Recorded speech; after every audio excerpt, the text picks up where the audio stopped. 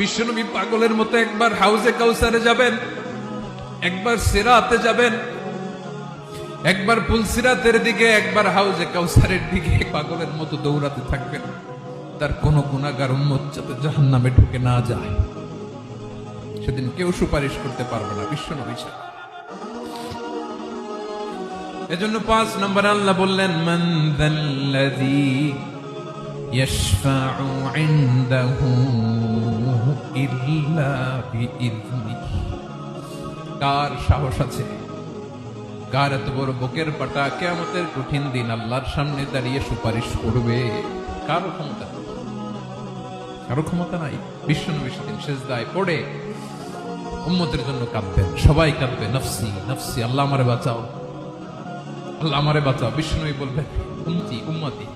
বিশ্বনবী আমার জন্য কাঁদবেন, আপনার জন্য কাঁদবেন, আমাদের জন্য সেদিন কেঁদে কেঁদে জাহান্নামের দরজায় দাঁড়িয়ে আমাদেরকে টেনে টেনে জান্নাতে ঢুকাবেন।